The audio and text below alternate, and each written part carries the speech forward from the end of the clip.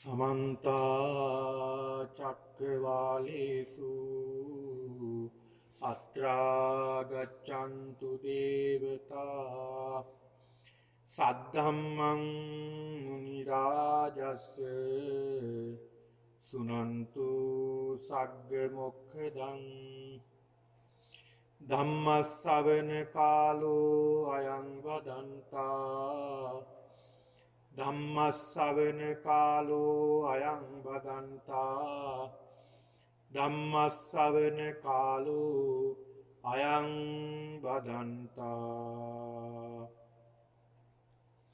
नमो तस् भगवतो अरहतो सम्मा सम्बुद्धस्स नमो तस् भगवतो अरहतो सम्मा सम्बुद्धस्स नमो तस् भगवतो अरहतो सम्मा सम्बुद्धस्स आराम रूपा वन रूपा ये जना सेतु कारका पपंच उदपानंच ये ददन्ति उपास्यं ते दिवाच रत्तोच सदा पुण्यं भवद्दति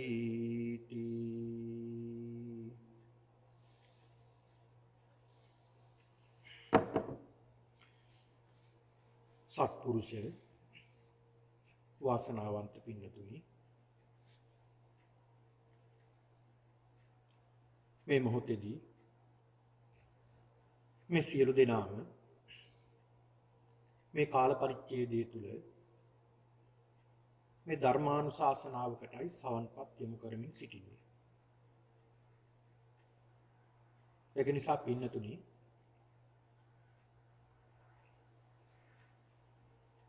අද දවසේදී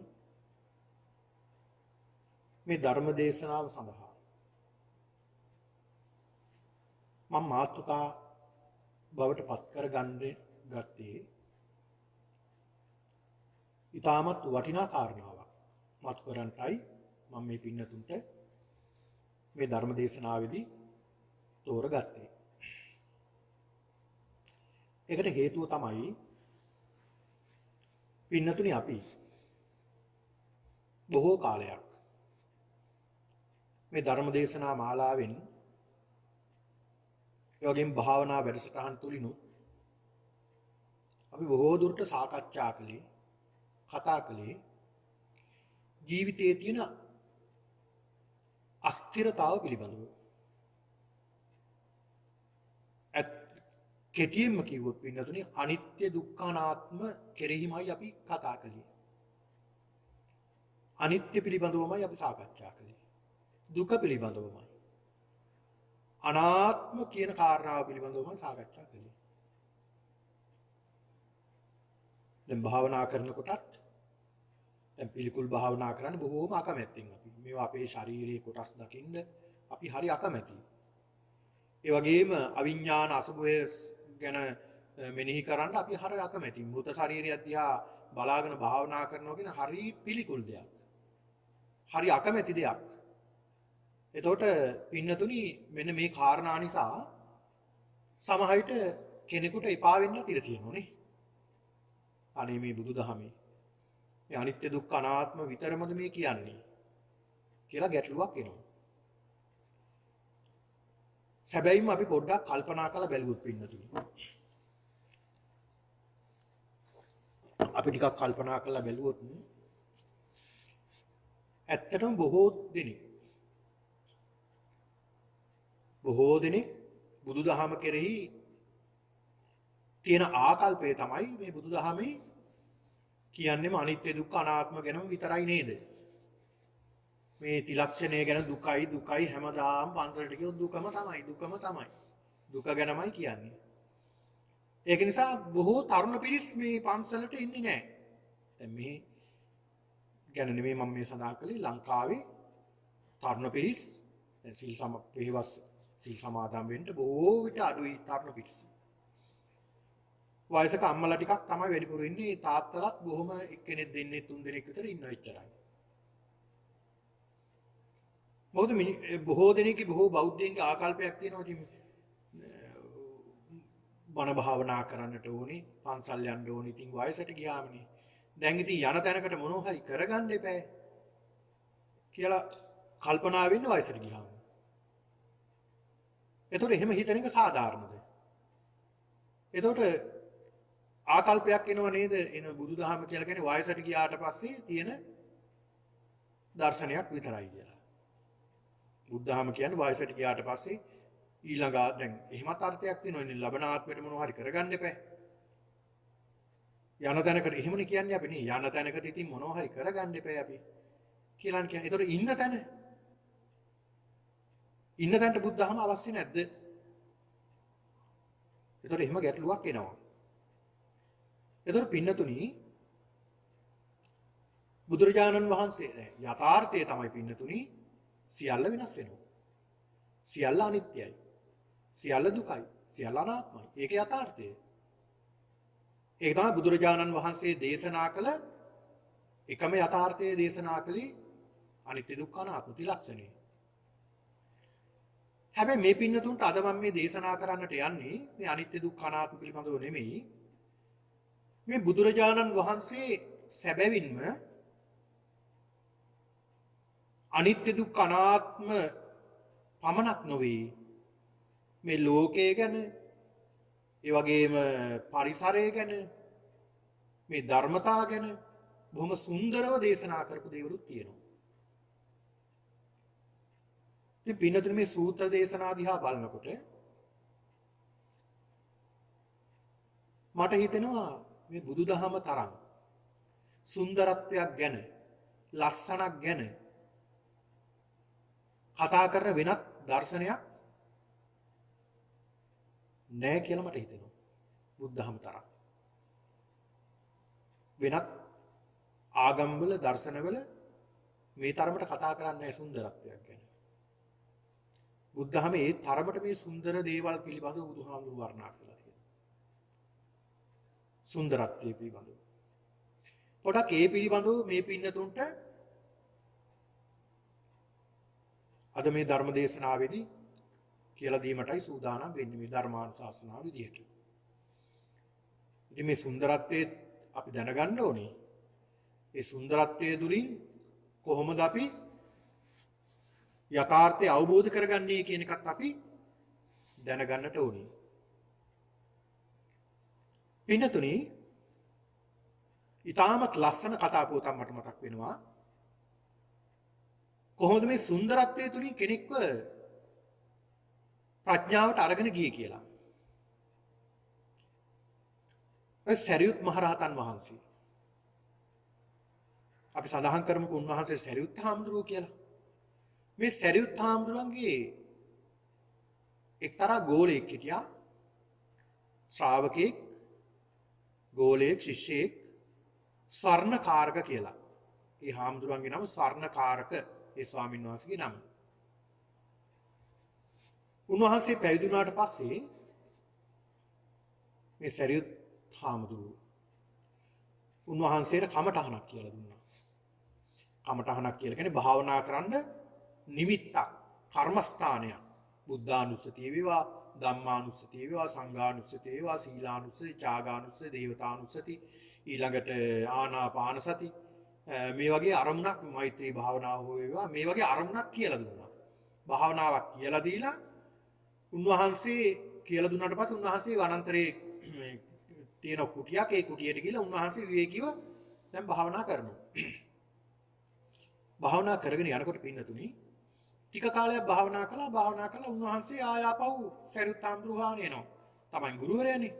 සරියුත් හාමුදුරුවෝ ඒ හොයාගෙන ඇවිල්ලා සඳහන් කරන අනේ ස්වාමීනි මේ කමඨහන මට හරියන්නේ නැහැ.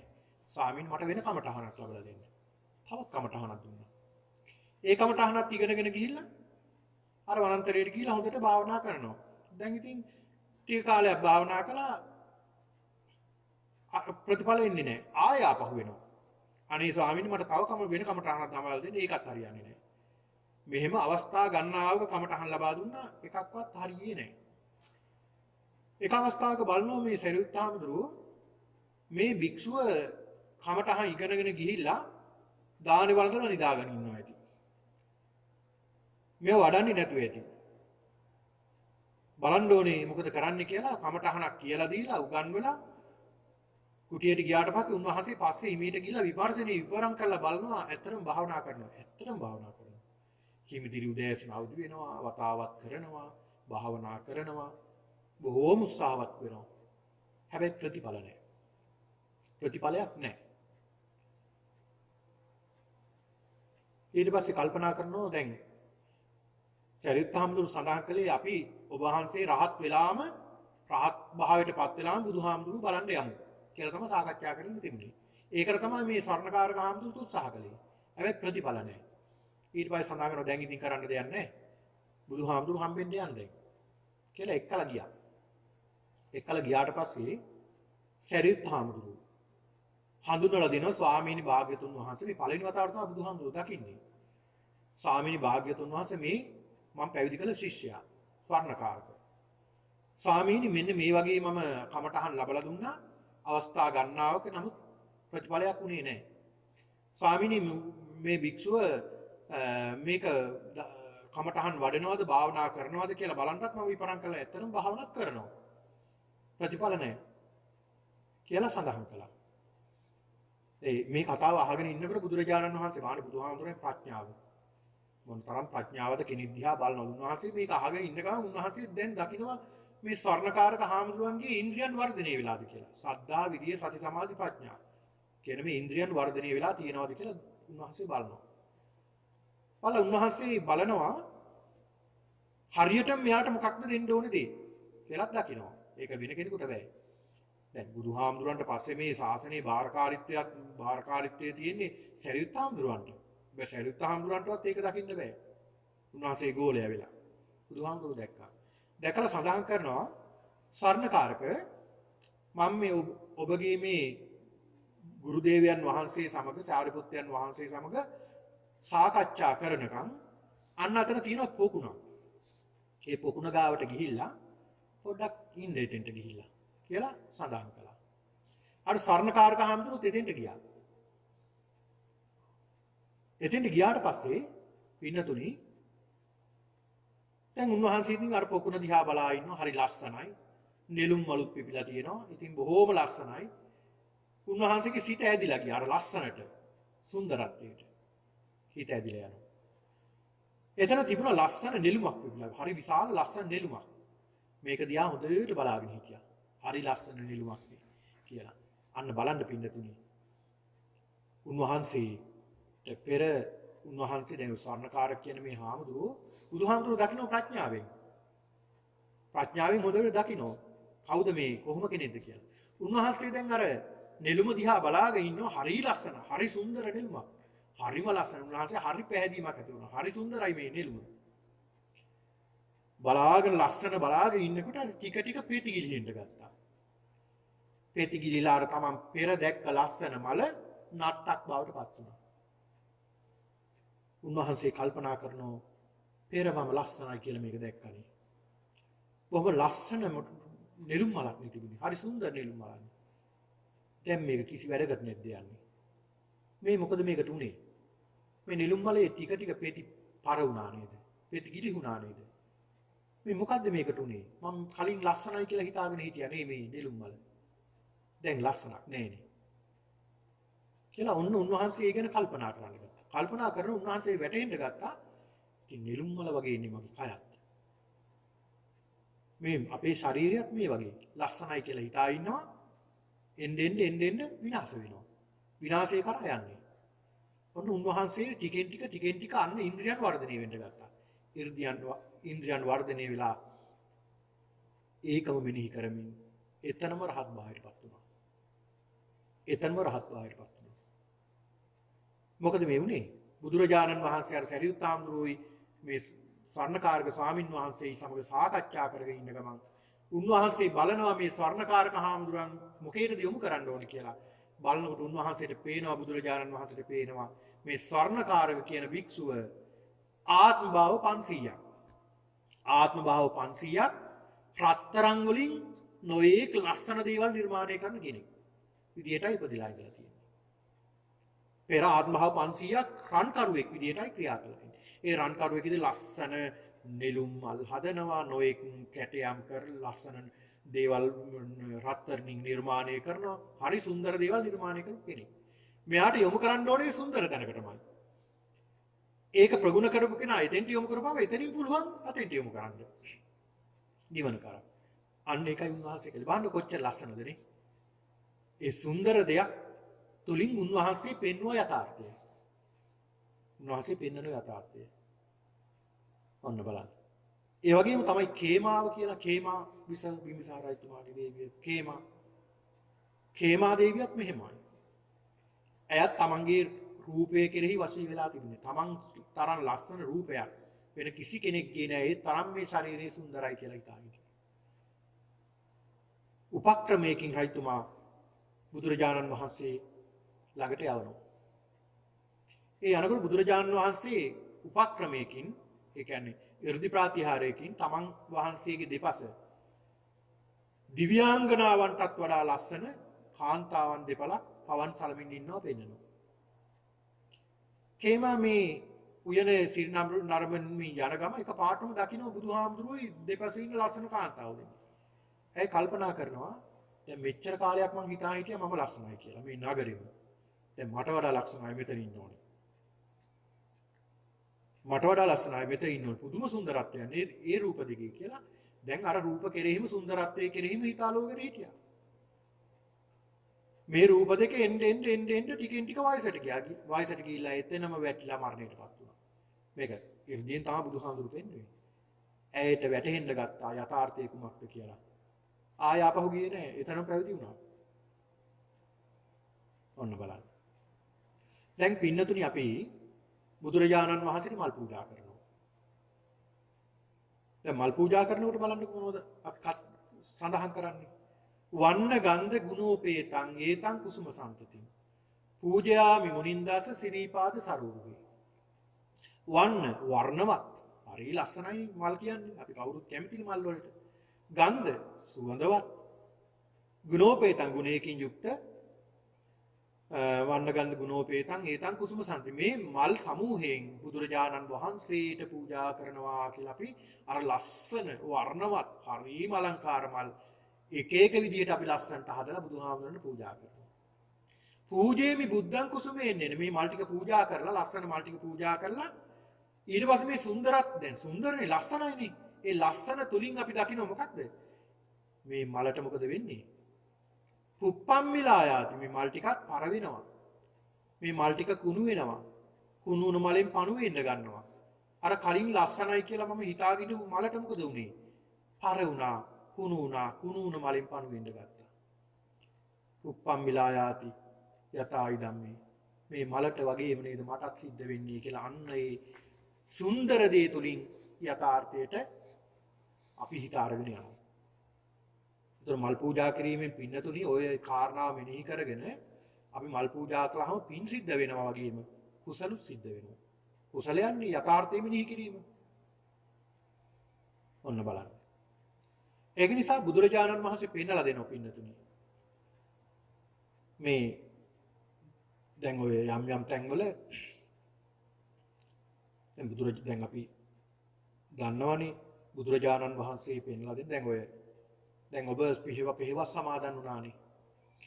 අටසිල් සමාදන් වුණා. අටසිල් වල එක සිල්පදයක් තමයි නච්ච ගීත වාදිත විසූක දස්සනා වේරමණී සික්ඛාපදං. නැටුම් ගැයුම් වැයුම් වලින් වළකින්නවා කියන කාරණාව.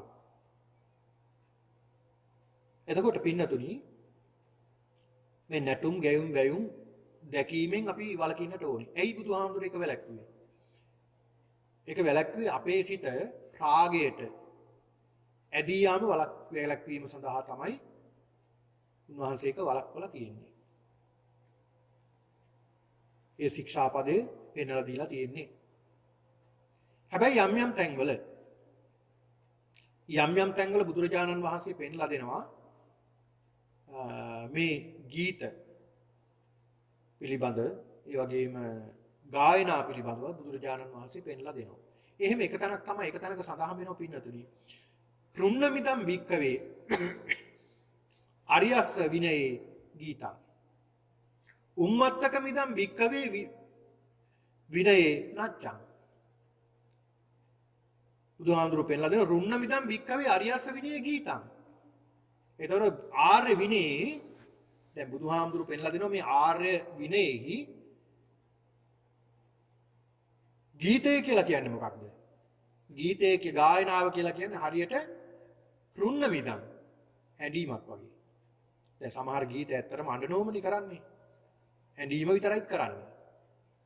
ගීතයක් කියලා කියන්නේ දැන් පින්නතුනි එක තැනකදී බුදුරජාණන් වහන්සේ ළඟට එක්තරා ගායකයෙකු පිරිසක් ඇවිල්ලා අහනවා ස්වාමීනි අපි මිනිස්සු සතුටු කරනවා. ගීත ගායනා කළා නැටුම් නටලා මිනිස්සු සතුටු කරනවා. ඉතින් මිනිස්සු සතුටු කරන නිසා අපි පහසර කියලා දිව්‍ය ලෝකේ නේද උපදින්නේ කියලා අහනවා. පහසර කියලා දිව්‍ය ලෝකයක් ගැන අහනවා. ඒක නේද උපදින්නේ. මොකද මිනිස්සු සතුටු කරනෝනේ අපි ගීත කියලා, නටලා, ඩාන්ස් කරලා මේ වගේ අපි මිනිස්සු සතුටු කරනවා. ඒ නිසා අපි උපදින්නේ පහසර කියන දිව්‍ය ලෝකේ නේද කියලා බුදුහාමුදුරු නිහඬයි. දෙවෙනි වතාවටත් අහනවා. තුන්වෙනි වතාවටත් අහනවා. දැන් තුන් වතාවක් ඇහුවට පස්සේ බුදුහාමුදුරු පිළිතුරු දෙනවා. පිළිතුරු දෙනවා පහසර කියන දිව්‍ය ලෝකයක් නෑ. පහසර කියන අපායේ උපදින්නේ කියලා. ඇයි ඒ? ගීතයක් තුලින් මිනිස්සුන්ගේ රාගය විශ්සෙනවා නම් ඒ පුජ්‍යලයා යහපත් දෙයක්ද කරන්නේ? යහපත් දෙයක් නෙමෙයි. ද්වේෂය අවුස්සනවා නම්, මෝහය අවුස්සනවා නම් කෙනෙක්ගේ. ඒතොර ඒක නිවැරදි දෙයක් වෙන්නේ නැහැ. ඒකයි බුදුහාමුදුරු පෙන්ලා දුන්නේ. හරියට ගීතය කියන්නේ ආර්ය විනයේ ඇඳීමක්. උම්මත්තක මිදම් වික්කවේ විනේ නැච්ච නැටුම කියලා කියන්නේ බුදුහාමුදුරු පෙන්ලා දෙනවා හරියට උමතු කෙනෙක් උමතුෙන් කරන විකාරයක් වගේ කියලා. ඔන්න බලන්න. එතකොට පින්නතුනි මේ සුන්දරත්වය පිළිබඳව මේ බුදුරජාණන් වහන්සේ පෙන්ලා දෙන තැන්වල අපිට සඳහන් කරන්න පුළුවන් ඒක කොටස් දෙකකට. එකක් තමයි ලෞකික සුන්දරත්වය සහ ලෝකෝත්තර සුන්දරත්වය. ලෞකික සුන්දරත්වය සහ ලෝකෝත්තර සුන්දරත්වය පිළිබඳව. ලෞකික දේවල් ගැන බුදුරජාණන් වහන්සේ වර්ණනා කරලා තියෙනවා. ලෞකික දේවල් පිළිබඳව. ඒ වගේම ලෝකෝත්තර සුන්දරත්වයක් පිළිබඳවත් බුදුහාමුදුරු පෙන්ලා දීලා තියෙනවා. ලෞකික දේවල් පිළිබඳවත් ලෝකෝත්තර දේවල් පිළිබඳවත් බුදුරජාණන් වහන්සේ සුන්දරත්වයක් පෙන්වලා දීලා තියෙනවා. දැන් බලන්නකො ලෞකික දේවල් පිළිබඳව දැන් අපි කියනෝනේ සැප පිළිබඳව කතා කරනෝනේ. සැප පිළිබඳව කතා කරනකොට අපි කියනවද ගිහි දුක කියලා කියනවද? ගිහි දුක කියලා කියන්නේ අපි. මොකක් කියලාද කියන්නේ? ගිහි සැප කියන්නේ අහලා තියෙන්නේ. ගහට්ට සුඛ, ගිහි සැප, පැවිදි සැප. කම් දුක කියනවද? අහලා තියෙනවා කම් දුක කියලා කියනවා. අහලා නැහැනේ. කම් සැප කියලානේ අහලා තියෙන්නේ. කාම සුඛ, සුකල්ලිකාන කම් සැප.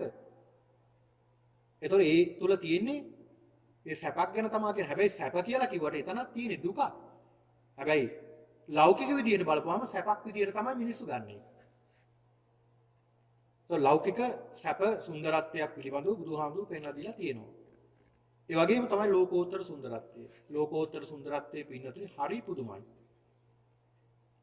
හරි ලස්සනයි මේ ලෝකෝත්තර සුන්දරත්වයේ හොයාගෙන යන පුජ්‍යලයට මේ ලැබෙන්නා වූ ලෝකෝත්තර සුවය සුන්දරත්වය මෙච්චරයි මේ පමණයි කියලා අපිට කියන්න බැරි තරම් ඒ තරම් සුන්දරත්වයක් තියෙනවා. අපි ඉස්සරහට මේ පින්නතුන්ට මම කියලා දෙන්නම් මේ පිළිබඳව.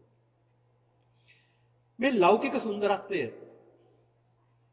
ගැන සාකච්ඡා කරන සහ මේ ලෝකෝත්තර සුන්දරත්වය ගැන සාකච්ඡා මේ පින්නතුන්ට පැහැදිලි කරලා දෙනකොට පින්නතුනි ලෝකෝත්තර සුන්දරත්වයේ අග්‍රම ඵලය මොකක්ද?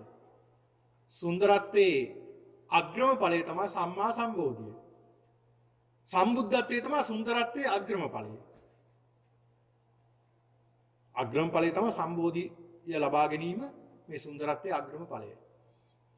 ඒක තැනකදී පින්නතුනි බෝසතාණන් වහන්සේ ආර්ය පරියේෂණ සූත්‍රයේ සඳහන් වෙන මජ්ක්‍ධිම නිකායේ මෙන්න මෙහෙම සඳහන් වෙනවා රමණීයෝ ඒස භූමි භාගෝ පාසාදිකෝච වන සම්ඩිතෝ නදීච සම්දති සත්තකා සේතකා සුප්පතිට්ඨා තිත්තා රමණීයෝ මජ්ක්‍ධිම නිකායේ ආර්ය පරියේෂණ කියන මේ සූත්‍ර දේශනාවේ. උන්වහන්සේ ගිහි ගෙදර අතහැරලා අබිනිෂ්ක්‍රමණය කරලා උන්වහන්සේ තාපස ප්‍රවෘජාවෙන් පැවිදි වෙනවා. මේ පැවිදි වෙලා අර ගංගා තීරයට ඇවිල්ලා උන්වහන්සේ බලනවා මේ ගංගා තීරය දිහා. බලනකොට පුදුමාකාර ලස්සනක් පේන්නේ. සුන්දරත්වයක් පේන්නේ.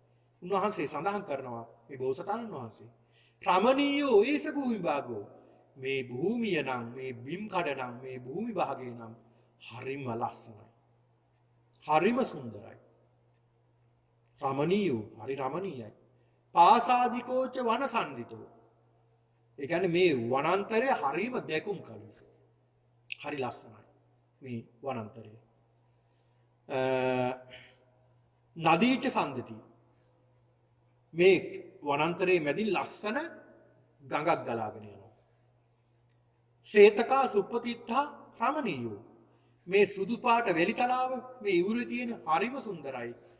මෙතන නම් බවුන් වඩන්ට කියාපු තැනක් කියලා උන්වහන්සේ එතන නතර වෙනවා. ඒ සුන්දරත්වය දැක්ක නිසා නතර වුණේ නේ. ලස්සන දැක්ක නිසානේ. දැන් අපිත් පින්නතුනි බොහොම ලස්සන තැනකට ගියාම බොහොම නිස්කලංක තැනකට ගියාම අපිටත් හිතෙනවා අනේ මෙතන කොච්චර ලස්සනද. මෙතන නම් භාවනා කරන්න හරි හොඳයි. මෙතන අපි පොඩ්ඩක් වෙලා ඉඳලා යමුද. පොඩ්ඩක් වාඩි වෙලා පොඩ්ඩක් නිවිසන්සිල්ල ඉඳලා යමුද කියලා අපි කියන අවස්ථා තියෙනවා. ඇයි එහෙම කියන්නේ? එතන හරි සුන්දරත්වයක් තියෙනවා. හිතට ලොකු සැනසීමක් දැනෙනවා. හිතට ලොකු සැනසීමක් දැනෙනවා. අන්න ඒ වගේ තැන් බුදුරජාණන් වහන්සේ පෙන්වලා දෙනවා. ඒ වගේ තැනක ඉන්නකොටත් හිත ලොකු සැනසීමකටපත් වෙනවා පින්නතුනි. හැබැයි බුදුරජාණන් වහන්සේ පෙන්වලා දෙනවා නතේ කාමායානි චිත්‍රානි ලෝකේ සංකප්ප රාගෝ පුරිසස්ස රාගෝ.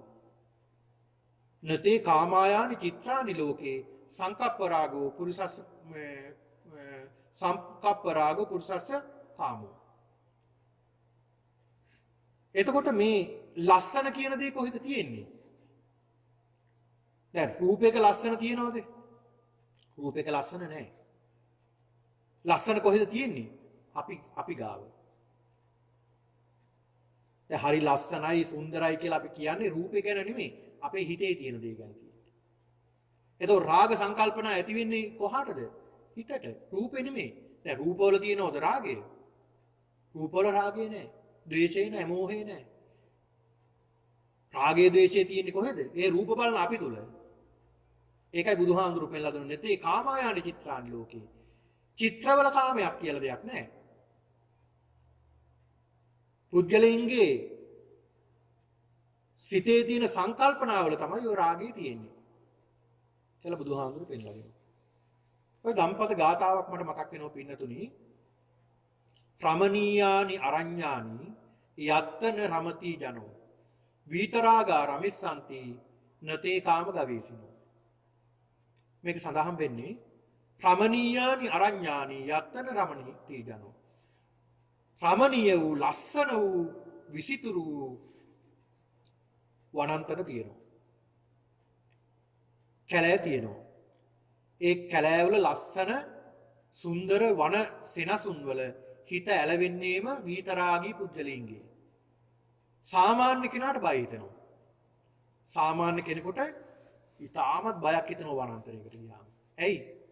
එයාට ඒකේ සුන්දරත්වයක් දකින්න බෑ. ඒකේ නියම සුන්දරත්වය පේන්නේ දකින්නේ රහතන් වහන්සේලා. ඒකයි බුදුහාමුදුරුවෝ පෙන්ලා දුන්නේ. ඔන්න බලන්න. දැන් මේ ගැන සඳහන් කරනකොට පින්නතුනි මේ ලස්සන සුන්දරත්වය ගැන පිළිබඳව සඳහන් කරනකොට දැන් බලන්නකො බුදුරජාණන් වහන්සේ ගත්තාම බුදුරජාණන් වහන්සේ මොනතරම් සුන්දර කෙනෙක්ද? දැන් සුගත කියන්නේත් ඒකනේ. සුන්දර නිසානේ. සුගත කියලා කියන්නේ සුන්දර නිසා. දැන් බලන්න බුදුරජාණන් වහන්සේගේ දෙතිස් මහා පුරුෂ ලක්ෂණ. දෙතිස් මහා පුරුෂ ලක්ෂණ ගත්තාම පින්නතුනි පුරුෂ ලක්ෂණ 32ක් තියෙනවා සුන්දර වූ පුජ්‍යලයේ පහළ වෙන. මේ පුරුෂ ලක්ෂණ 32 තුලින් බලන්න පුළුවන් මේ පුජ්‍යලයා බුද්ධත්වයට පත් වෙනවද සක්විති රජ වෙනවද? මොනවද මේ බුදුරජාණන් වහන්සේගේ තිබුණ මේ ශාරීරික සුන්දරත්වය ඇති කරන දැන් උන්වහන්සේගේ ශරීරය මොනතරම් සුන්දරද දැක්ක කෙනෙක් වශී වෙනවා. දැන් වක්කලි හාමුදුරුවන් බලන්න වක්කලි හාමුදුරුව මහණුනේ මොකටද? නිවන් දකින්න අරමුණෙන් නෙමෙයි. වක්කලි හාමුදුරුව පැවිදි භාවයටපත් උනේ බුදුරජාණන් වහන්සේගේ ලස්සන බලන්න. අවසානයේ බුදුරජාණන් වහන්සේ දොස් කිව්වා. කින්තේ වක්කලි මිනා පූතිකායන දිත්තේ නෑ. ඒ වක්කලි මේ කුණු කය බලාගෙන ඉන්න එකෙන් තේරුමක් තියෙනවා මගේ කුණු ශරීරය දිහා කියලා. ඊට පස්සේ වක්කලි හාමුදුරුව යථාර්ථය දකින්න පටන් ගත්තා. ඒ කියන්නේ ඒ තරම් සුන්දර කෙනෙක් වෙන්න ඕනනේ. දැන් බලන්නකො පින්නතුනි. දැන් බුදුරජාණන් වහන්සේ මොනතරම් සුන්දර කෙනෙක්ද? දැන් උන්වහන්සේගේ පුරුෂ ලක්ෂණ 32ක් තියෙනවා. අසීති අනුභ්‍යංජන ලක්ෂණ මේ අමතර ලක්ෂණ තියෙනවා 80ක් තියෙනවා. ඒ තරම් සුන්දරයි බුදුරජාණන් වහන්සේගේ. මොනවද මේ? සුප්පතිට්ඨිත පාදෝ. සුප්පතිට්ඨිත පාදෝ. බුදු කෙනෙක්ගේ පහළ වෙන්නේ ඒ කියන්නේ සක්විති රජ කෙනෙක්ගේ හෝ බුදු කෙනෙක් වෙනවා නම් ඒ කෙනාගේ තියෙන ලක්ෂණය වෙන්නේ සුප්පතිට්ඨිත පාදෝ. මනාව පිහිටි පාද තියෙන්න ඕන. කොහොමද මොනවද මේ මනාව පිහිටි පාද? පින්නතුනි පාදවල වල ගොඩෙන්නේ නැහැ. අපේ පාදයක් යටිපතුලක් ගත්තාම ටිකක් බලන්නකො ස්පර්ශ කරලා. එහෙම නැත්නම් පොළොවේ පාය තියෙනකොට වටේ ටික විතරයි පොළොවේ හිටින්නේ මැද ටික හිටින්නේ නැහැ. ඇයි? මැද වලක්. බුදුරජාණන් වහන්සේගේ එහෙම නෙමෙයි. සුප්පතිට්ඨිත පාදෝ මනවින් පිහිටි පාද තියෙන මුළු උන්වහන්සේගේ සිරිපතුලම යටිපතුල සම්පූර්ණයෙන්ම උන්වහන්සේගේ එකම මට්ටමකට තියෙන්නේ. සුප්පතිට්ඨිත පාදෝ කියන්නේ ඒකයි. ඊළාට හෙට්ටා පාදතලයේසු චක්කානි ජාතානි හොಂತಿ. සහස්සරානි සනේමිකානි සනාබිකානි සබ්බාකාර පරිපූර්ණානි. ඒ කියන්නේ පින්නතුනි හෙට්ටා පාදසලේ පාද උන්වහන්සේගේ යටිපතුලේ චක්කානි ජාතානි හොಂತಿ. චක්‍ර ලක්ෂණ තියෙනවා. ඒ කියන්නේ කවුමට චක්‍ර ලක්ෂණ පිටලා තියෙනවා. ඒ චක්‍ර ලක්ෂණ වල අර තියෙනවා 1000ක් තියෙනවා. අර මොනතරම් සිවුම පිටලා තියෙන්න ඕනද? අර 1000ක් තියෙනවා. අර 1000ක් සහිත චක්‍ර ලක්ෂණ පිටලා තියෙනවා. ඊළඟට ආයතපන්හි. ආයතපන්හි කියන්නේ දික්කු විලුඹක් උන්වහන්සේට තියෙන්නේ. විලුඹ දිගයි බුදුරජාණන් වහන්සේගේ. ඊළඟ දීගංගුලි. ඇඟිලි දිගයි. එක සමානයි ඇඟිලි දිගයි. දීගංගුලි කියන්නේ ඒකයි. ඊළඟ මුදුතල හත්පාදෝ. මුදුතලන හත්පාදෝ කියලා සඳහන් කරන්නේ පින්නතුනේ උන්වහන්සේගේ අත්පය. උන්වහන්සේගේ අත් දෙකයි උන්වහන්සේ සිරිපතුල් දෙකයි දෙකම හරීම මෘදුයි. සියුමැලි. එමයි පිටලා තියෙන්නේ. ජාල හත්පාදෝ. හරියට අත්පය නිකන් දැලක් බැඳා වගේ ලස්සනට පිටලා තියෙනවා. උස්සංග පාදෝ. උස්සංග පාදෝ කියලා කියන්නේ මේ පය උස් වෙලා තමයි තියෙන්නේ.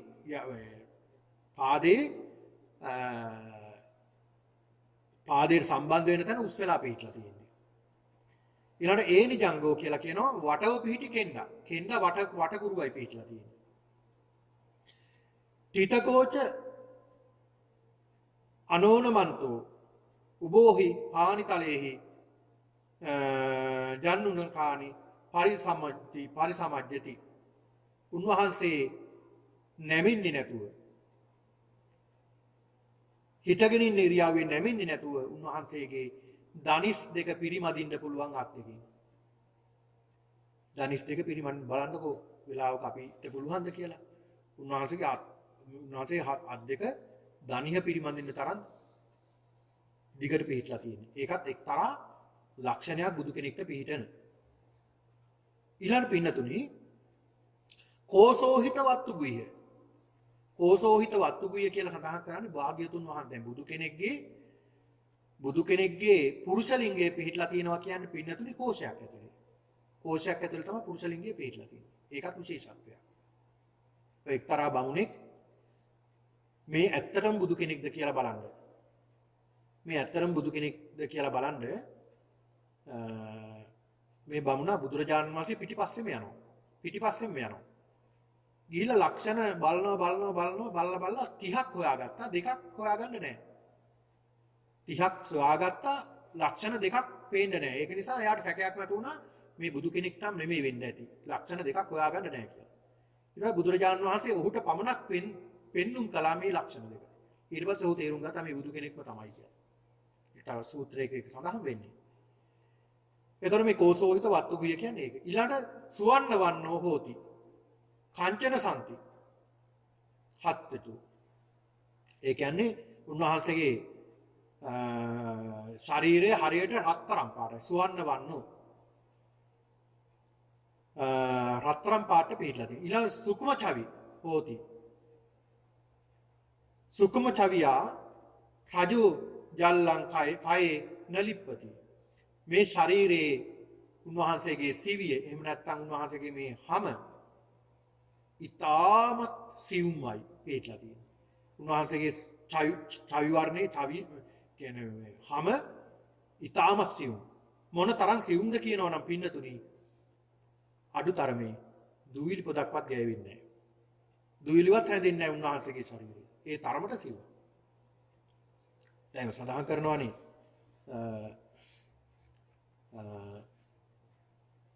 ඔය සඳහන් කරනවා පින්නතුනි එක්තරා පිරිසක් හිටියා බුදුරජාණන් වහන්සේ කාලේ ඒ පිරිස ඒ අයගේ හැම පිළිట్లా තිබ්බේ ඊටමත් සිවුම කියනවා. ඊටමත් සිවුම. ඒක නිසා කියනවා ලිච්ඡවි කියලා. නීචවි ඒ කියන්නේ හැමක් පේන්නේ නැහැ. ඇතුලේ කොටස් පේනවා. හැමක් පේන්නේ නැහැ. ඒ කියන්නේ හැම ඊටමත් සිවුම්. ඒක නිසා නීචවි ලිච්ඡවිම. ලිච්ඡවි කියලා හැදුනේ එහෙමයි. කියනවා. ඒ තරම් ලස්සනයි. දැන් බුදුහාමුදුරු දේශනා කරන වික්ෂුන් වහන්සේලාට මහණෙනි දෙවියෝ බලන්න ඕන නම් දෙවියෝ කොහොමද කියලා බලන්න ඕන නම් අන්න ලිච්ඡවි රජවරු දිහා බලන්න.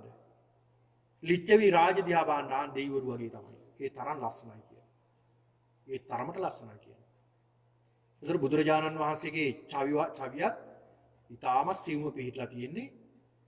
ඒ සියුම්කම වැඩි නිසා දූලි පොදක්වත් රැඳෙන්නේ නැහැ. හරියට නෙළුම් කොලේ ජලය රැඳෙන්නේ නැහැ වගේ. ජලය ගෑවෙන්නේ නැහැ වගේ. ඊළඟ පින්නතුනි ඒකේක ලෝමෝ හෝති. ඒකේකානි ලෝමානි ලෝමකූපේසු ජාතානි. ඒකේක ලෝමා හෝති. ඒ කියන්නේ උන්වහන්සේගේ මේ ශරීරයේ එක තැනක එක ලෝමකූපේ පිහිටලා තියෙන්නේ. දැන් අපේ ශරීරයේ බලපුවම එක තැනක දෙක තුනක් පිහිටලා තියෙනවා. හැබැයි භාග්‍යවතුන් වහන්සේගෙන් එහෙම නෙමෙයි. බලන්න මොන තරම් සුන්දරත්වයක්ද මේ බුද්ධ ශරීරයේ තියෙන්නේ. එක තැනකින් එක ලෝම කූපය උන්වහන්සේගේ හට අරගෙන තියෙන්නේ. ඊළඟට පින්නතුනි උදග්ග ලෝමෝ හෝති. උදග්ගානි ලෝමානි ජාතානි නීලානි අංජන වන්නානි කුණ්ඩලාවත්තානි පදක්කිනාවත්තක ජාතානි.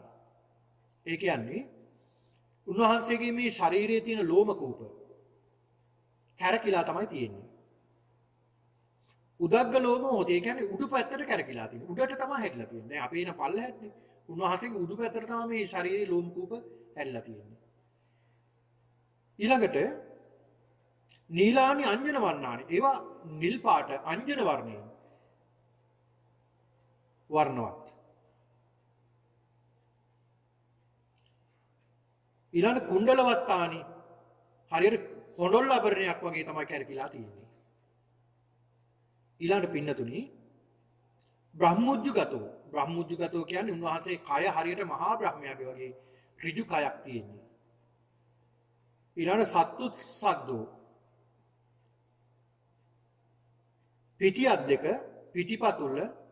පිටිපතුල් දෙක අංශකූට දෙක කඳ යන තැන් හතක් උස්ස පිරිපුන්න වෙట్లా තියෙන භාග්‍යවතුන් වහන්සේගේ. ඒ තරම් සුන්දරව තමයි පිළිట్లా තියෙන. සීහ පුබ්බද්ද කායෝ සිංහෙක්ගේ වගේ පූර්ව අර්ධ කාය තියෙනවා උන්වහන්සේට. ඊළඟ යාව තක්කස කායෝ තාව තක්කස බ්‍යාමෝ කය යම් ප්‍රමාණයේද බඹේ පමණක්. බඹේ යම් ප්‍රමාණයේද කයේ පමණක්. ඒ කියන්නේ කයේ පමණ තමයි බඹේ තියෙන්නේ, බඹේ පමණ තමයි කවේ තියෙන්නේ. එහෙමයි පිටලා තියෙන්නේ. ඊළඟ පින්නතුනි සමවත්තක් හන්දෝ. සම වූ වට වූ උන්වහන්සේට ගෙලක් තියෙනවා. මේ ගෙල හරියට දැන් අපි මේ වගේ මේ තැන් තැන් වලින් මතුවෙලා නැහැ. බුදුරජාණන් භාග්‍යතුන් වහන්සේ නමක්ගේ හරියට වටකුරුව ලස්සනට පිහිටලා තියෙනවා මේ ගෙල. ඒ තරම් ලස්සනයි බුදුරජාණන් වහන්සේගේ රූපකාය. ඊළඟට පින්නතුනි සඳහන් කරනවා රස සග්ගී. ඒ කියන්නේ රසනහර තුඩුදුන් ගෙලක් තියෙනවා බුදුරජාණන් වහන්සේට. ඒ කියන්නේ අපිට වගේ නෙමෙයි. රසනහර බොහෝ පිහිටලා තිනෝ භාග්‍යතුන් වහන්සේ නමක්. රසනහල තුඩුදුන් ගෙලක් උන්වහන්සේට තියෙනවා. ඊළඟට පින්නතුනි සඳහන් කරනවා සීහහනු. ඒ කියන්නේ සිංහයක්ගේ වගේ හනු පිහිටලා තියෙනවා. 44 දන්තෝ දත් 40ක් පිහිටලා තියෙනවා. සමදන්තෝ ඒ දත් පිහිටලා තියෙන්නේ හරි සමානව. එක තැන කිව්වා සිදුරක්වත්, එක තැන කිව්වා හිදසක්වත් අසමානකම්වත් නැහැ. එක සමානව පිහිටි දත් පෙළක් උන්වහන්සේට තියෙනවා. අයිවර දන්තෝ කියන්නේ ඒකයි. විවර වෙලා නැහැ. සුසුක්ක දාටෝ හරියට සුදු දත් දෙපළක් උන්වහන්සේට තියෙන්නේ. පහූත ජීවෝ අන්න අනිත් කාරණාව තමයි පහූත ජීවෝ. පහූත ජීව කියන්නේ පින්නතුනි බුදුරජාණන් වහන්සේගේ දිව දික් කරපුවාම උන්වහන්සේගේ මූණ වහන්න පුළුවන් දිවෙන්. ඒ තරම් දිව උන්වහන්සේගේ දිගයි. ඒකට කියනවා පහූත ජීව කියලා. ඊළඟ බ්‍රහ්මසරෝ කරවික බාණී. කුරවීක කුරුල්ලාට වගේ බ්‍රහ්මනාදේ තියෙනවා. ඒක පසුවට මම මේ පින්නතුන්ට විස්තර කරලා දෙන්නම්.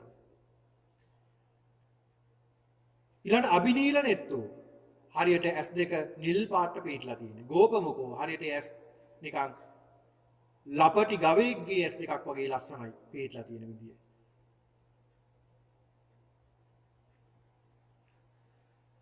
ඊළඟට සඳහන් කරනවා පින්නතුනි ඕදාත මුදුත් තුල සංහියෝ සුදු මොලොක් පුළුන් රොදක් වගේ ඌර්ණ රෝම ධාතු පිටලා තියෙනවා දෙබෑම අතර. ඊළඟට උන්නසීසෝ ඒ කියන්නේ නලල් හරියට නලල් පටියකින් වෙලුවා වගේ නල්ල පිටලා තියෙනවා. පිරිපුල් නල්ලක් උන්වහන්සේට තියෙනවා. ඉතින් මෙන්න මේ කියන දෙතිස් මහා පුරුෂ ලක්ෂණයන්ගෙන් සුන්දර වුණ කයක් තමයි බුදුරජාණන් වහන්සේට තියෙන්නේ. ඉතින් මේ වගේ භාග්‍යතුන් වහන්සේ දකින්නකොට කෙනෙක් පහදිනවනේ. ඒ දකින්නකොට පහදිනවා කෙනෙක්. ඒ තරම් සුන්දර කයක් තියෙන්නේ. දැන් බලන්නකො පින්නතුනි. සඳහන් වෙනෝනේ බුදුරජාණන් වහන්සේ උරුවේලාවේ උන්වහන්සේ උරුවේලාවට වඩින අතරතුර උරුවේලාව දක්වා වඩින අතරතුර උන්වහන්සේට හම්බ වෙන උපක කියන මේ ආජීවකයා. මේ උපක ආජීවකයා දකින්න බුදුරජාණන් වහන්සේ. උපක කවුද කියලා දන්නේ නැහැ මේ බුදුහාමුදුරුවෝ කවුද කියලා දන්නේ නැහැ. උපක කල්පනා කරනවා මේ මිනිස්සෙක්ද කියලා ටිකක් ලක්ෂණ බලනකොට මිනිහෙක් වෙන්නත් බෑ. දෙවියෙක්ද කියලා බලනවා. දෙවියෙක් වෙන්නත් බෑ. යක්ෂයෙක්ද කියලා බලනවා. යක්ෂයෙක් වෙන්නත් බෑ. අහනවා බුදුහාමුදුරන් කියලා කවුද ඔබ? දෙවියෙක්ද යක්ෂයෙක්ද මිනිස්සෙක්ද කවුද කියලා. බුදුහාමුදුරුවෝ දේශනා කරනවා සබ්බා බිබු සබ්බ විදුහමස්මි සබ්බේසු ධම්මේසු අනුප්පලිත්තෝ සබ්බංජයෝ තණ්හක්කයෝ විමුක්තෝ සයං අභිඤ්ඤා සමුද්දිසෙය්‍ය නමේ ආචාර්යවත්ති සදිසෝ මේන විජ්ජති සදේව කස්මින් ලෝකස්මින් නත්ති මේ පටිපුග්ගලා අහං යරහා ලෝකේ අහං සත්තානුත්තරා ඒකෝමි සම්මා සම්බුද්ධෝ සිතී භූතෝස්මි නිබ්බුතෝ බමුණ මම නිවිච්ච කෙනෙක් සැනහුණ කෙනෙක් මේ ලෝකේ එකම සම්මා සම්බුදුවරයා මමයි කියලා බුදුහාමුදුරු පෙන්නලා දෙනවා. ඒ තරම් සුන්දරත්වයක් තිබ්බ නිසානේ මේ ඔව් වශීුනේ බුදුමුනේ මේ කොහොම කෙනෙක්ද කියලා අන්න බලන්න. එදා පින්නතුණී බුදුරජාණන් වහන්සේ කාලේ ඒ දඹදිවදී සමහර අය බුදුරජාණන් වහන්සේ ළඟට යන්න හදනකොට ඒ අය වළක්වලා තියෙනවා.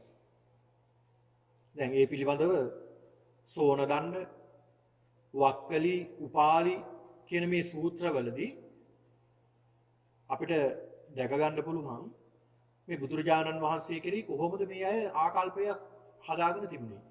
ඒ අය සඳහන් කරන පින්නතුනේ බුදුරජාණන් වහන්සේ ගාව තියෙනවා කියලා ආවර්තනී මායාව කියලා එකක්. ආවර්තනී මායාව කියන්නේ කෙනෙක් ඇද ගන්න පුළුවන් මායාවක් තියෙනවා. ඒක නිසා යන්න එපා. දැන් සෝන දණ්ඩ යන්න හදනකොට කියනවා යන්න එපා. යන්න නම් එපා. ගියොත් ඉවර තමයි. එතෙන්ට ගියොත් ගිය කෙනෙක් ආපහු වෙන්නේ නැහැ. ඊළඟට චංකීටත් එහෙම කියනවා. උපාලි යන්න හදනකොට කියනවා උපාලි ගෘහපති යන්න හදනකොට කියනවා යන්න එපා. ගියොත් ඔතෙන්ට මේ ටික වෙයි. ආවර්තනී මායාවක් තියෙනවා. මේ මායාවෙන් ඇද ගන්නවා කියලා. අන්න බලන්න. ඒ කියන්නේ ඇත්තටම පින්නතුනි බුදුරජාණන් වහන්සේ ගාව එහෙම මායාවක් තිබෙන්නේ නැහැ. උන්වහන්සේගේ රූපකාය දකින්න කෙනෙක් පහදිනවා. ඊළාට එතෙන්ට ගිහලා බුදුහාමුදුරන්ගේ සුන්දරව බණහනකොට එයා සියල්ල අවබෝධ කරගන්නවා. බලන්න මොන තරම් සුන්දරත්වයක් බුදුරජාණන් වහන්සේ ගාව තියෙනවද? දැන් චත්තමානවක ගාථා දිහා බලන්න මොන තරම් ලස්සනද කියලා. දැන් බුදුරජාණන් වහන්සේ පෙන්ලා දෙනෝනේ. බුදුරජාණන් දැන් චත්තමානවකතුමා කෙරෙහි අනුකම්පාවෙන් බුදුරජාණන් වහන්සේ දා ගහක් යට වැඩ ඉන්නවා මාර්ගයේ. මේ චත්තමානවක ඈත තියා දකින්න උදෑසන කවුද ගහක් යට ඉන්නවා. පොඩ්ඩක් විමසිල්ලෙන් බලනවා. බලනකොට පේනවා මෙයා මේ සාමාන්‍ය කෙනෙක් නෙමෙයි. උදෑසන ඉරු එළිය ශරීරයට වැටලා රත්තරන්ින් බබලනවා බුදුරජාණන් වහන්සේගේ. හරි ලස්සනයි රූපය. හරි සුන්දරයි. මෙයා කල්පනා කරනවා කවුද? මෙයා කවුද දන්නේ නැහැ. මෙතන කවුරුවත් අහන්න කෙනෙකුත් නැහැ මෙයා කවුද කියලා. එහෙනම් ගිහිල්ලාම අහන්න වෙනවා දෙවියෙක්ද කවුද බ්‍රහ්මයේද කොහොම කෙනෙක්ද කියලා. මේ තරම් ලස්සන රූපයක් නම් මම දැකලා නැහැ කියලා. එහෙමනේ ගියේ. ඒ ගියාට පස්සේ යාට කියලා දුන්නානේ ලස්සන කවි. ඒ කියන්නේ කවි කියන්නේ ගාථා. චත්තමානව ගාථා මොන තරම් ලස්සනද? දැන් ඔබට මතක ඇතිනේ ඉස්කෝලේ ඇවිල්ලා ඉවර වෙලා යන්න යනකොට දහම් පාසල ඇවිල්ලා යන්න යනකොට අපි චත්තමානව ගාථානේ කඳාන් කරන්නේ. චත්තමානව ගාථා මොන තරම් ලස්සනද ඒව ගායනා කරනකොට. දැන් මේ චත්තමානවකතුමා අවුරුදු 8ක් 10ක් සංගීතය ගැන විශාරදෙක්. මේ සංගීතය ගැනම විතරක් ඉගෙන ගත්ත විශාරදෙක්. හැබැයි එයාටත් තනුවක් දාන්න මේ ගායනයකට තනුවක් දාන්න ගීතයකට තනුවක් දාන්න බොහෝ වේලාවක් යනවා. හැබැයි බුදුරජාණන් වහන්සේ මේ මොහොතේම තනුවත් එක්කලා ගාථා තුනකුත් දේශනා කළා. යා පුදුම වෙනවා අනේ භාග්‍යතුන් වහන්සේ මම මෙච්චර මේ සංගීතයේ නිපුණෙක් වෙලත් මට මෙච්චර දක්ෂතාවයක් නැහැ. ඔබ වහන්සේ පුදුම දක්ෂයෙක් නේ කියලා සතුටටපත් වෙනවා. පාණ්ඩකතර මේවා පිළිබඳව බුදුරජාණන් වහන්සේ පෙන්ලා දීලා තියෙනවා. අනිත්‍ය දුක්ඛ අනාත්ම පිළිබඳව පමණක්ම නෙවෙයි. ඊළඟට පින්නතුනි බුදුරජාණන් වහන්සේ දැන් ඔය සඳහන් වෙන යම් සූත්‍ර දේශනා තියෙනවා පින්නතුනි බුදුරජාණන් වහන්සේට මම සඳහන් කළා හරියට කුරවීක කුරුල්ලෙක්ට වගේ බ්‍රහ්මස්වරය තියෙනවා. මේකට කියනවා අට්ඨාරස බ්‍රහ්මස්වර කියලා. කියන්නේ මහා බ්‍රහ්මයාට තියෙනවා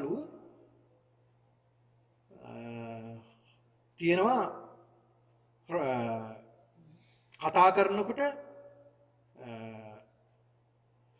ක්‍රම 8කින් කතා කරනවා. ඒ තරම් ලස්සනයි සුන්දරයි. බුදුරජාණන් වහන්සේටත් මේක තියෙනවා. මොනවද මේ? විස්සට්ඨිතා, විඤ්ඤයතා, අවසාරිතා, මඤ්ජුතා, බින්දුතා, සවනීයතා, ගම්බීරතා, නින්නාදතා කියන මේ අට්ඨාරස බ්‍රහ්මස්වරයට. මේක සඳහන් වෙන්නේ දීඝනිකායේ ජනවසව කියන මේ සූත්‍ර දේශනාවේ. දීඝනිකායේ ජනවසව කියන මේ සූත්‍ර දේශනාවේ. විස්සට්ඨිතා හරියට බුදුහාමුදුරු ධර්ම දේශනා කරන විසිරෙනවා හැමතැනම කියන දේශනාව. ඒ කියන්නේ එක තැනකට නෙමෙයි දැන් ඉස්සරහා බලන උන්වහන්සේ ධර්මයේ දේශනා කළාට වටේම පිරිස ඉන්නවා වටේට මේ ශබ්දේ විසිරෙනවා. ඒ තරම් ලස්සනට උන්වහන්සේට ධර්මයේ දේශනා කරන්න හැකියාව තියෙනවා පිහිටලා තියෙනවා. ඒ තරම් ලස්සනයි. ඊළඟට විඤ්ඤයතා හරියට හැමෝටම එක විදිහට තමයි කර්ණ රසය මේ ඒ ධර්මයේ ඇහෙන්නේ. ඊළඟට අවසාරිතා ඒ කියන්නේ එකම තැනක්වත් අතෑරෙන්නේ නැහැ. එකම කෙනෙක් දැන් ලක්ෂ ගණන් බුදුරජාන් වහන්සේගේ බණ අහන්න ඉන්නවා. ඒ හැම මේ ළඟ ඉන්න කෙනාට වගේ තමයි කෙරවලේ ඉන්න කෙනාටත් ඒ වගේම තමයි ඇහෙන්නේ. ඒක බුදුරජාණන් වහන්සේටම පිහිටන දෙයක් මේ අට්ඨාස රස බ්‍රහ්මස්වරය කියන කාරණාව. ඊළඟ මංජුතා හරිම මధుරයි. හරි මිහිරි. හරි මధుර ස්වරයයි. දැන් පළවෙනි ධර්ම දේශනාව කරනකොට අර මුවොත් ඇවිල්ලා ළඟට ඇවිල්ලා වාඩි වෙලා හිටියා කියනෝනේ. දිග ඇදිලා. මොකද උන්වහන්සේගේ අර ධර්මයේ මේ සත්තුන්ට තේරෙන්නේ නැහැ. හැබැයි අර මිහිරට ලස්සනට ඇවිල්ලා කන යොමාගෙන ඉන්න ඒ තරම් මధుර හඬකට. ඒ තරම් මధుර හඬකට. මොන තරම් ලස්සන තියෙන්නේ නැද්ද? මොන තරම් ලස්සන ඇද්ද උන්වහන්සේගේ ස්වරය. ඊළඟ බින්දුතා. බින්දුතා කියන්නේ හරියට බින්දුවක් වගේ කියනවා. උන්වහන්සේ ධර්මයේ දේශනා කරනකොට බින්දුවක් වගේ. මොකද්ද මේ බින්දුවක් කියලා කියන්නේ? දැන් බින්දුවේ කැඩිච්ච තැනක් තියෙනවද කොහෙවත්? බින්දුවේ කොහෙවත් කැඩිච්ච තැනක් නැහැ. ඒ කියන්නේ කොහෙවත් ඇද පළුදු එහෙම නැත්නම් කැඩිච්ච තැනක් නැහැ. බින්දුව හරියට ලස්සනට තියෙනවා බින්දුව. කැඩිලා නැහැ. කොහෙද ආරම්භය කොහෙද අවසානය කියලා හොයන්න බෑ බින්දුව. ආන් ඒ වගේ තමයි ධර්මයේ දේශනා කරනකොට. ඒ කියන්නේ පින්නතුනි. ඒ කියන්නේ දැන් අපි කතා කරන දැන් අපි ධර්ම දේශනා කරනකොට නත් ඔබ කතා කරනකොට නත් අපි මෙන්න මේ කියනවා එන මේ කියලා අපි අර ඊළඟ වචනේ කියන්නේ ඊළඟ දේ කියන්න අපි අර නවතිනවා. ඒක මතක් කර. හැබැයි බුදුරජාණන් වහන්සේ මේ බින්දුවක් වගේ ඒ දේ ඒ විදිහටම දේශනා කරගෙන යනවා. කිසි තැනක නවතින්නේ නැහැ උන්වහන්සේ. ඒ තරම් ලස්සනයි සුන්දරයි. ඊළාට සවනීයතා හරියට හොඳට උන්වහන්සේ දේශනා කරන හොඳට සවනට වැකෙනවා. ඒ වගේම තමයි ගාම්භීරතා ගාම්භීරත්වයෙන් යුක්තවයි උන්වහන්සේගේ කටහඬ. ඒ වගේම තමයි නින්නාදතා නින්නාද දෙනවා. අර සඳහන් කළා වගේ ළඟ ඉන්න කෙනාගේ වගේම කෙරවලේ ඉන්න කෙනා දක්වාම එනවා. ඒකනේ බුදුහාමුදුරුවෝ ධර්මයේ දේශනා කරනකොට අදිස්ථාන කළා උන්වහන්සේ ධර්ම දේශනා කළා පළවෙනි ධර්ම දේශනාව. ඔබ හිතන්නේ අර මනුෂ්‍ය ලෝකෙන් 5 දෙනයි ධර්මයේ ශ්‍රවණය කළේ. කොච්චර ඈතකට ඇහුණාද? සඳහන් කරන ওই ධම්මචක්ක දේශනාවේ බලන්න අකනිටා බ්‍රහ්ම ලෝකේ දක්වාම එනවා. අකනිටා බ්‍රහ්ම ලෝකේ දක්වාම එනවා. මොන තරම් දුරක් උන්වහන්සේට එනවද මේ හඬ පතුරවන්න පුළුවන්ද? අකනිටා බ්‍රහ්ම ලෝකේ දක්වා. ඒ අකනිටා බ්‍රහ්ම ලෝකෙට යනකොට අඩුවට නෙමෙයි ඇහෙන්නේ. අර ළඟ ඉන්න කෙනාට ඇහෙනා වගේම තමයි අකනිටා බ්‍රහ්ම ලෝකේ ඉන්න අයට ඇහෙන්නේත් එහෙමයි. මේවා හරි පුදුම කාරණා පින්නතුනි. අපිට සමහර කෙනෙකුට මේවා විශ්වාස කරන්නත් බෑ. හැබැයි මේ වගේ විශේෂ පුද්ගලයෝ ලෝකේ පහළ වෙනවා. මේ ත්‍රිපිටකයේ තුල බුද්ධ දේශනාවෙම සඳහන් වෙන කාරණා. මේ බුදු කෙනෙක්ගේ තියෙන මහා පුදුම ලක්ෂණ තමයි මේ සඳහන් කරන්නේ. ඊළඟ පින්නතුනි මෙන්න මේ කියන අට්ඨාරස බ්‍රහ්මස්වරේ භාග්‍යවතුන් වහන්සේට පිළිట్లా තියෙනවා. ඒ වගේම තමයි උන්වහන්සේගේ ධර්මයේ ශ්‍රවණය කරන්න දැන් රූපේ දැකලා උන්වහන්සේ ළඟට එනවනේ. උන්වහන්සේ ළඟට ඇවිල්ලා උන්වහන්සේ දැන් ඔබ දන්නවනේ දේවදත්ත හාමුදුරුවෝ බුදුරජාණන් වහන්සේ ඝාතනය කරන්න කියලා දුනු ආයවුවා. ඊ යවන දුනු ආයව අර දුනු ඊතල අතේ තියාගෙන දුන්න ඇදගෙන ඊතලේ යන්නේ නැහැ. අත ඇරෙන්නේ නැහැ. බුදුහාමුදුරුවෝ දිහා බලාගෙන ළඟට එනවා. උන්වහන්සේගේ රූපේ දකිනකොට හරි පුදුම හිතෙනවා. ලස්සන හිතෙනවා. සුන්දරත්වයක් හිතෙනවා. එහෙම වාඩි වෙනවා. එහෙම වාඩි වෙන කෙනාට බුදුරජාණන් වහන්සේ ධර්මයේ දේශනා කරනවා. උන්වහන්සේගේ ධර්ම දේශනා ක්‍රමත් හරි සුන්දරයි. කොහොමද? පින්නතුන එකක් සඳහන් කරනවා ආනුපුබ්බී කතා. එකක් තමයි ආනුපුබ්බී කතා. ආනුපුබ්බී කතා කියන්නේ අනුපිළිවෙල කතාව. ඊළඟට සාමුක්ඛංශික දේශනා. මොනවද මේ ආනුපුබ්බී කතා සහ සාමුක්ඛංශික දේශනා? මේවත් අපි දැනගන්නට ඕනේ. බුදුරජාණන් වහන්සේ දේශනා කළ ආනුපුබ්බී කතා කෙනෙක්ට පින්නතුනි එකපාරටම කෙනෙක් බුදුරජාණන් වහන්සේ ළඟට ධර්ම ශ්‍රවණය කරන්න ආපුවම එයා ඒ කෙනා කිසිම දෙයක් දන්නේ නැති කෙනෙක් නෙන්නේ. එයාට ඉඳ ගන්න කියලා චතුරාර්ය සත්‍ය දේශනාවක් ගැඹුරු දේශනාවක් කළොත් එයාට ඒක තේරෙන්නෙත් නැහැ. එයා ආයේ එන්නෙත් නැහැ. එයාට තේරෙන්නෙත් නැහැ. එයා එන්නෙත් නැහැ. අපේ බෞද්ධයටත් ඒකනේ වෙලා තියෙන්නේ ගොඩක් දුරට. දන්නේ නැතුව පන්සලට ආපුවම අපි ගැඹුරු දේශනා එයාට බැරි වෙලාවක් කළොත් එයාට ඒක තේරෙන්නේ නැහැ. එයාට බොහොම සරලව කියලා දෙන්න ඕනේ. බුදුරජාණන් වහන්සේත් එමය. උන්වහන්සේ සඳහන් කරන පළවෙනි ක්‍රමේ තමයි ආනුකුබ්බි කතා. කොහොමද? තේසම් භගවා ආනුකුබ්බි කතං කතේසි. ඒ භාග්‍යවතුන් වහන්සේ අනුපිළිවෙල කතාව කරනවා. කොහොමද ඒක කරන්නේ? සෙය්‍යති ඉදම් මෙන්න මෙහෙමයි. දාන කතා. දානය පිළිබඳව කියලා දෙනවා. දන් දෙන්නේ මෙහෙමයි. දන් දීමේ ඵල විපාක මේවා, දෙන ක්‍රම මේවා, දෙනකොට විපාක ලැබෙන්නේ මෙහෙම, මෙච්චර මෙච්චර ප්‍රමාණයක් විපාක ලැබෙනවා. ඒ දෙනකොට බොහොම සතුටු හිතෙනවා. ඒ වගේම දීලා සතුටු වෙන්නේ මෙහෙමයි. දෙනවා කියලා කියන්නේ අතහැරීම කියලා මේ විදිහට දානය ගැන හිත අලවනවා. දාන කතා. ඊළඟ සීල කතා. ඊළඟ බුදුහාමුදුරු පෙන්ලා දෙනවා දන් දෙනවා වගේම සිල් ගන්නටත් ඕනේ. සිල් ගැනීමෙන් සිල්වත් වීමේ තියෙන ආනිසංස මේවා. මෙන්න මේ වගේ සීලය කියන්නේ අපිවම ආරක්ෂා කරනවා. අපිව රැකෙනවා මේ සීලය තුලින්. අපිව බාහිර උපද්‍රව වලින් ආරක්ෂා වෙනවා සීලය කියන්නේ. සිල් රැකීමේ ආනිසංස මේවා. මේවයි සිල් රැකීමේ ප්‍රතිඵල. මහත් වූ භෝග සම්පත් ලැබෙනවා. මහත් වූ කීර්තියක් ලැබෙනවා. ඊළඟට ඕනෑම සභාවකට එළඹෙන්න පුළුවන්. ඕනෑම පිරිසක් ඉදිරියට යන්න පුළුවන්. ඒ වගේම සිහි මුලා වෙන්නේ නැහැ. ඒ වගේම තමයි මරණයෙන් පස්සේ බ්‍රහ්ම ලෝකෙ උපදිනවා. එහෙම නැත්නම් සුගති භූමියක උපත ලබනවා. කියලා බුදුරජාණන් වහන්සේ පෙන්ලා දෙනවා. එතකොට එයාගේ හිත ඇලෙන්නේ නැද්ද? ඇලෙනවා. එතකොට දානයේට හිත ඇලුනා. දන් දීලා අහු සිල් රකින්නත් පටන් ගන්නවා. දන් දීලා දැන් ඔය ඇත්තොත් එහෙමනේ මුලින්ම අපි ඉස්සලාම දන් දෙන්න පටන් ගන්නවා. දානි දීලා ටික කාලයක් යනකොට දැන් ඉතින් සිල් සමාදන් වුණොත් හොඳයි කියලා සිල් සමාදන් වෙන්නත් උත්සාහ කරනවා. අන්න දන් දෙනවා ඒ වගේම සිල් සමාදන් වෙනවා. දාන කතං සීල කතං ඊළාට සග්ග කතං දන් දීලා සිල් රැකලා මරණයෙන් පස්සේ ස්වර්ගයට යන්නේ මෙහෙමයි. චාතුම් මහරජිකේ යාමේ තුිතේ නිම්මාන රතේ පරිනිම්මිත වසවර්තිය මේ සදිව්‍ය ලෝකවල මෙහෙමයි සම්පත් තියෙන්නේ.